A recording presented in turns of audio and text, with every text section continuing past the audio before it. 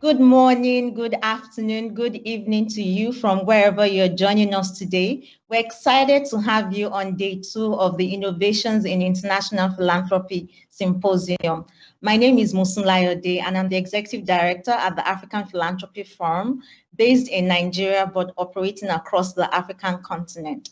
I'm excited to be your moderator today, and I'd like to warmly welcome you to this geographic cluster discussion, where we'll be examining the key challenges and opportunities development organizations in West Africa will face in the coming years.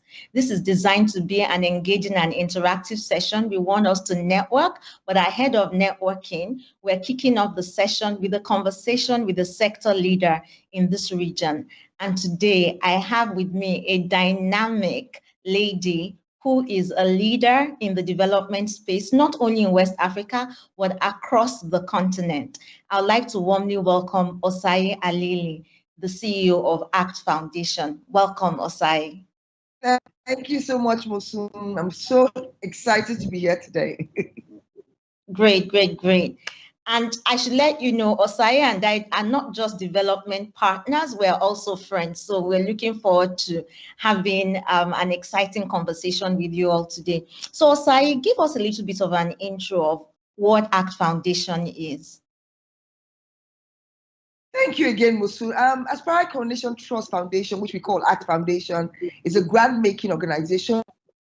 We actually started in 2016, indigenous to Nigeria, so we're based in Lagos, Nigeria, but we do support local, national, and regional nonprofit organizations working to address challenges and related vulnerabilities across Africa. A lot of our programs at the moment in West Africa, but we're moving slowly but surely across Africa as well. Our 4 thematic areas are in health, in environment, leadership, and enterprise as well. Really, our mission is to build sustainable societies by engaging initiatives that unleash the potentials and empower our beneficiaries. And we've been doing that across Africa the last 5 years. Great, well done, Osayi. And I think you've done so much over, in the short space of time that you've been around. And I like the fact that ACT Foundation is truly an indigenous foundation, and that is what that's the goal of driving philanthropy on the African continent, philanthropy for Africans by Africans. And I'll go straight into the issue of the day. The whole world is facing a pandemic. We were caught unawares last year, but we now know that it's a reality that we have to deal with.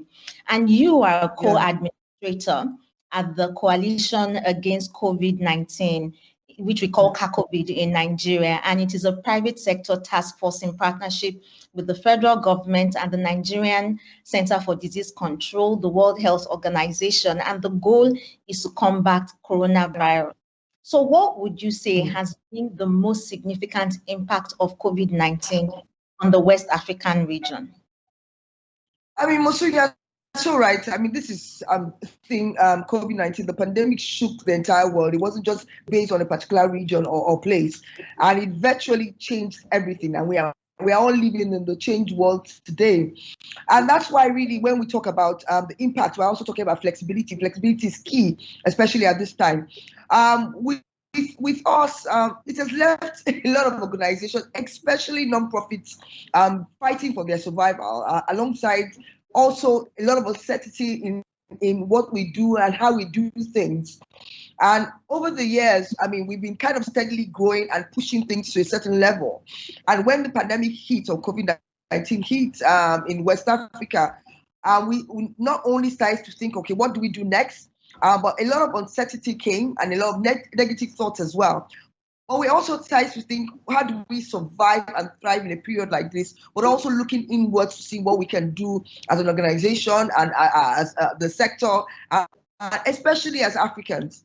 And Mosun, you mentioned CACOVID. CACOVID it's very indigenous to Nigeria, but we all came in less than 2 weeks, and all the private sector came in and said, what do we do and how do we change things? So the impact has been very significant. We can look at a lot of the challenges, but we can also look at the positivity that came out of it as well. We know that when the first case was recorded and immediately what happened after that, we know that it cannot be business as usual. Everything has changed. We know that it requires a new way of thinking, and that's where the impact comes into play. And innovation has come to force as well. And this applies not just to the private sector or the government, but especially to nonprofits. Innovation is creating something new, and we're adapting to the new realities of life and saying, okay, what do we do different? How can I create an impact in this season? And it's the season that we're in. And what little steps can I take? And that's where the collaborations and partnerships come into being. And we as the nonprofit sector, especially in West Africa, begin to see what do we do together and how do we solve the problems we have together. And that's why the beauty of CACOVID for me, regardless of the challenges we're facing at that particular time, is that everyone came to the table and said, what do I bring to the table? And how can we do things different? How can my connects be used, my resources, my networks, and even my, even financial resources? And we all came to that. And that's where the significant impact is, Mosun. And that's how we have to see things. So if I want to sit down and talk about the different challenges, there's so much to talk about. But I'm trying to say, okay, what do we do and how do we move forward? And that's where I can start from. Great. Thank you so much, Osayi. There is no denying that foundations, individuals, communities stepped up when the pandemic hit. Yeah. And there is documentation on how much impact we've made by just coming together and collaborating and rising above our differences and putting everything aside and being single-minded about addressing the pandemic. But the interesting thing is we had a plethora of issues before the pandemic. I mean, ACT Foundation was set up to address critical areas in our communities, with leadership, entrepreneurship, youth development, education, and not just ACT Foundation. There are so many foundations set up across the continent addressing several issues. But the pandemic has magnified our fault lines. It has exposed the challenges, the deeper roots, the root causes of the issues that we're dealing with, and we need to address those root causes. So I'll come to you and ask, with regards to the challenges that we are faced in the West African sub-region, do you think that there is one major challenge or one major opportunity that stands out? Or do you think we're supposed to be looking at a collection of challenges and opportunities to address them? So you just hit the nail on the head or the head on the nail? Nail on the head. But you see, you see, I mean, you understand what I'm saying. But you see, Mosun, it opened a lot of our vulnerabilities. Africa has, especially for my own place, there's a thing that says that when your home has a door and a roof, it's covered, it's hidden. But when the wind comes, the hurricane comes and blows it off, your neighbors that did not know that you had a bed, that you did not have a bed, will see that you don't have a bed. So when this happened, it opened a lot of our vulnerabilities. Yeah. And this is across all the different sectors, Mosun. That's why, remember I mentioned that we are taking a few steps forward. And I must tell you that during the pandemic, we realized a lot of the things that we thought were beginning to get a grasp of and begin to say, okay, this is where we are going, how we are going to solve these issues, the challenges that we are facing, and how we're going to overcome those challenges. It took us 100 steps backwards because everything now came about the pandemic. But I must tell you that the maternal issues that we're facing in West Africa did not change, they became worse. Domestic violence did not change, it became worse. Malaria issues did not change, it became worse. Especially because a lot of people could not go into the hospitals. A lot of the NGOs that have been working in the deepest side of the communities were not able to go there. And everything kind of just shut down. So our deepest vulnerability showed. So I can't say that there's one particular challenge that we see that we should focus on. I feel that when we come in as the private sector, the public sector, and the social sector, we come in together, trying to see how, it's like a game, and trying to see how we can all come into, work together to actually achieve the goals that we've set before us. And if we don't do it that way, we'll find out that we leave some of these things behind. And so for me, there's an urgent need to strengthen the partnerships we have at several levels. And we can't do it now in isolation anymore. You know, before, Mosun, you were dealing with a particular issue, and I'm dealing with a particular issue. Even if I say my 4 areas of interest are this, everything is related to something else. So we all have to see how do we come into play. And the pandemic also showed a strength in that as well.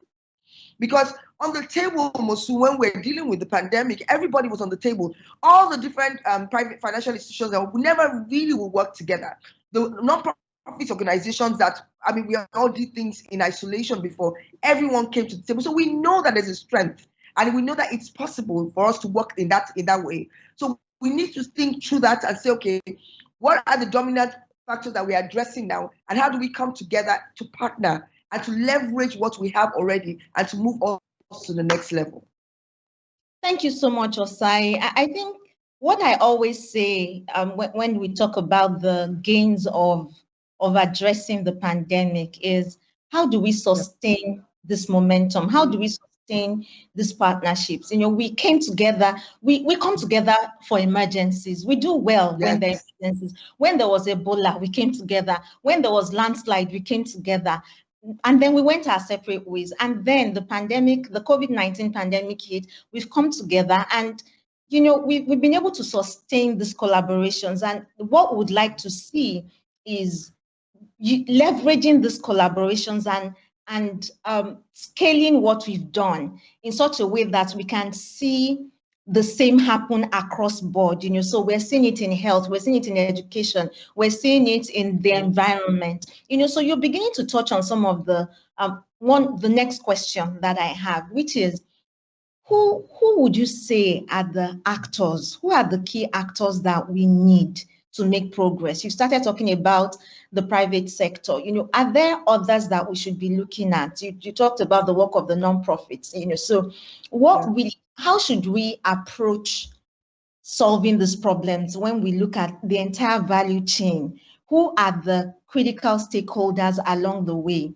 that we should need to bring together, that have to be present, that have to be at the table for us to make progress and to surmount these challenges, and also to leverage the opportunities that we have? Yeah.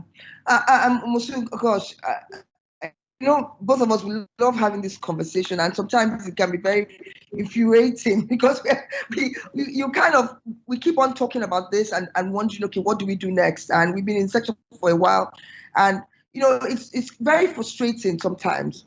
But really, when you ask who comes to the table, is you and I, and that's why the conversation we're having today here is very important. And I'm hoping that, I mean, everyone that listens to it realizes that they are all important in their own scheme of things. The key players, and a lot of times we want to wait. We're waiting for the government to come and solve the matters. We're waiting for private sector to get involved. Even the local NGOs. Let me give you an example, Mosun. We wanted to do something in the communities, like in the you know, communities that people rarely will go to when you get this funding in, and the deepest side of communities, and all the big players were on the table, and they kept on asking, I mean, who's going to go there? No, I mean, the big players, international, no one wanted to go into those communities, especially during the pandemic time. And I'll go back to answering, and then we had to go and look for really local based community NGOs working in those communities for 10 years, 15 years. Yes, grassroots, very grassroots, and brought them to the table. And everything that we thought we wanted to do, we realized that wasn't going to work because they knew the communities that they were going to. So that's why I'm saying that we need all the key players, and every key player, you know, a lot of time when we mention key players, we're looking for big organizations. I'm talking about across board, all the way down the chain of things. And everyone wants to come in, must come in. But we also have to, as you mentioned earlier, put all our egos on this and realize that we're all in this together. When the world shut down, the world shut down. None of us could go anywhere. I mean, even the richest people could not move out of their country. We all stayed here to solve our problems in Africa, in Europe. You know, it just happened that way. So we all have to lay down all our egos and say, how do we manage this? But I know every country is different. I mean, even as we're talking across Africa, West Africa, everyone deals with things in different ways. So you have to decide what works for your own country and then begin to ask questions. When you sit on the table and you're having these conversations, always, what we tried to do with Kakovu, we stopped asking about today. We wanted to make sure that everything we're building, everything we're doing, we wanted things sustainable. Yes. Absolutely. When they create a tent, no. If we leave after the pandemic, can this thing sustain all that health challenges that we are facing in Nigeria? If it does, then we will do it. If this, so we started asking more long term. Even when we're doing trainings of the health officials, we were talking about long-term training, not just for the pandemic, but for everything else that will come after it, or even little issues that they are dealing with now. So we added all those things. So we have to start thinking not only in terms of short-term, and as you said, only for emergencies, but also thinking to ourselves, what happens next? What do we do next? Every equipment we are bringing are equipment that we can use for all other issues that we're dealing with. And then when we start to think in that way and realize that we are the solution, then we all come to the table to speak. Great. Thank you so much, Osayi. That's a great example in terms of, asking the long-term questions. It's not about the immediacy of the pandemic. It's about dealing with the health challenges. It's about dealing with the access to internet, when you can't get to school. It's about getting those who don't even have access to internet at all to have access. Exactly. It's about a lot of things. And, you already talked about bringing those that would typically not come to the table. And I think that's a brilliant way of addressing issues.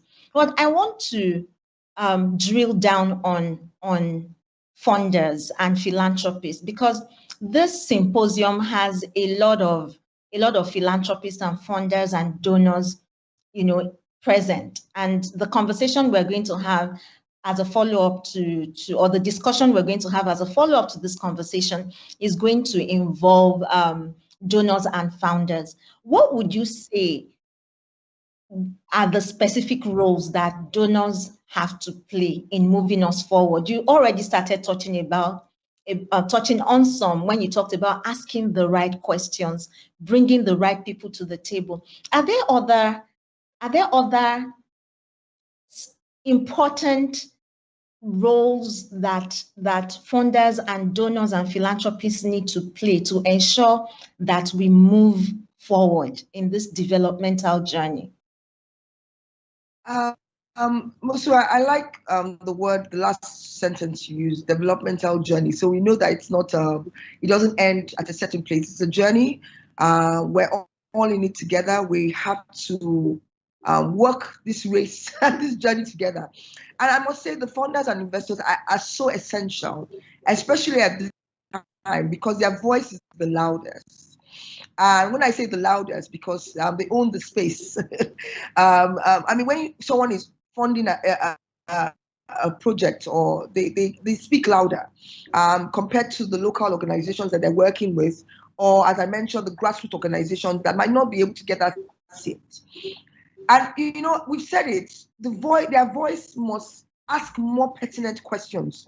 Their voice must, and their ears must listen more to what is essential, especially in the community that they're working with, and make sure that we also realize, because I'm talking to all of us that are funders or investors and all that, we must also realize that every community is different.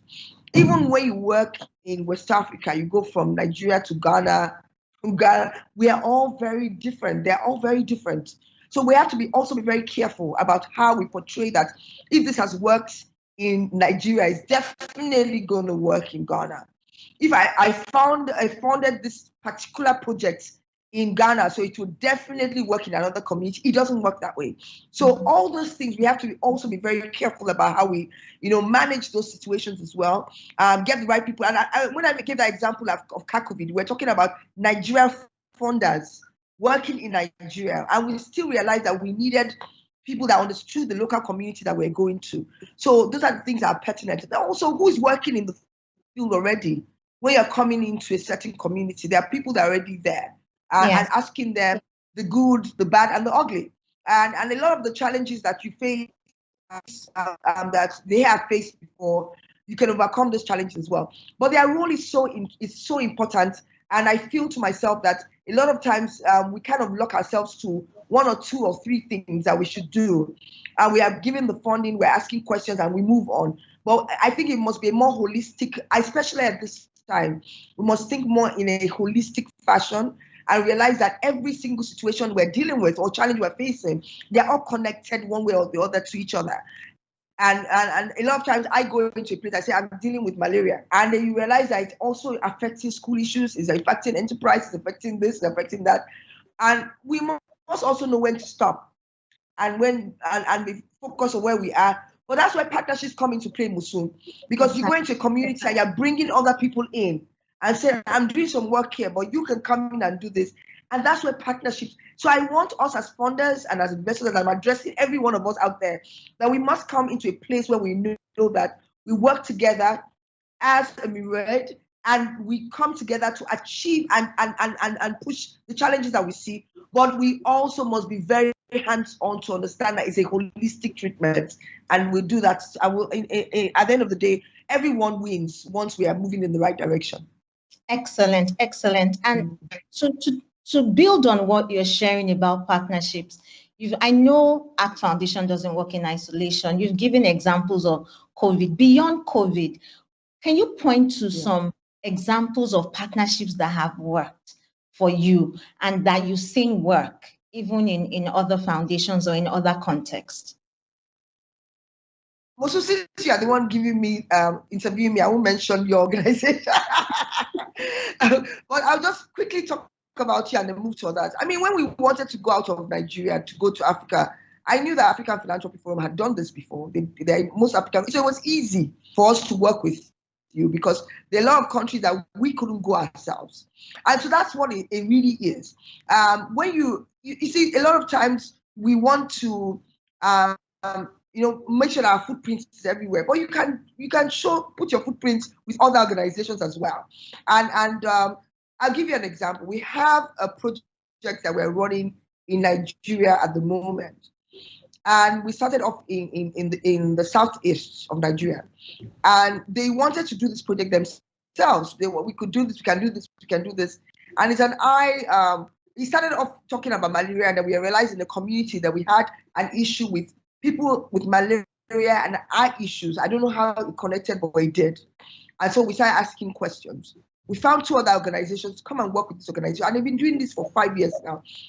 We're now in 26 states across Nigeria. And this is they came just with, I just want to do 1 state and a few communities. And now we're talking about 26 states.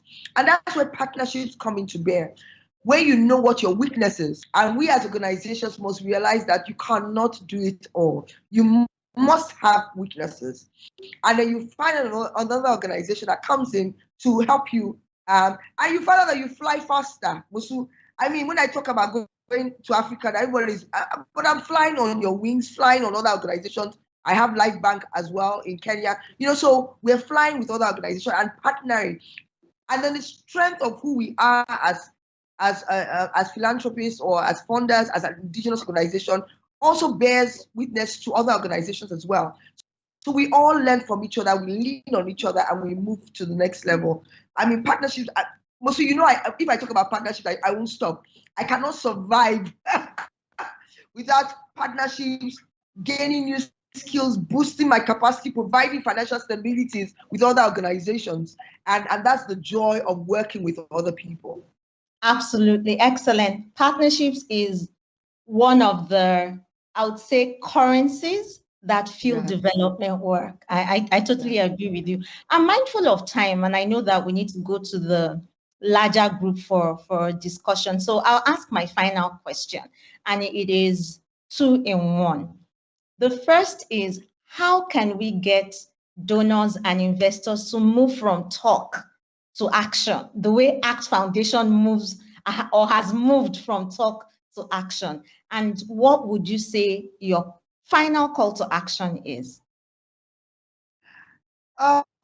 For me, the call to action will be to find and support an initiative. Just do it. A lot of times we want to do, I remember an organization called me 3 years ago, and we had a conversation. We want to start this, and we're in the 3rd year. We're still waiting to start. And I keep on telling them that, look, nothing is completely perfect. And then also you must find organizations wherever you're going to across Africa that have been in the system, they understand the system. So it makes it easier for you to, lean on them. But when I say call to action, I'm asking just start, just begin. Because Mosun, the problems and the challenges are not getting any smaller. Issues are continuing. We have issues that they don't stop because we're trying to get a perfect documentation ready. They won't stop. So it's better to start, of course, start small, start thinking of who do we work with, who do we ask questions when we go into the community so we don't make too many mistakes. And then, of course, those things do happen. But when you say, what's my own call to action? I'm saying to every one of you out there, reach out to someone that if you decide you want to go to Uganda, you want to go to Kenya, you want to go to Ghana, find an organization that you can work with first. And it doesn't mean that you must partner with them from the beginning, but people that already understand what it means to go on the ground there. I mean, there are quite a few organizations that have been doing this for years. And then just start. Begin. Just take one step forward. And then before you know it, the journey that we're talking about would have already begun. And that's where the joy of giving back comes into play. Thank you so much, Osayi. I think that is the perfect note to end on. Just start, just do it. Thank you. We appreciate your time and we look forward to a more engaging conversation with the larger group. Thanks, Osayi. Thank you so much, Mosun, for having me.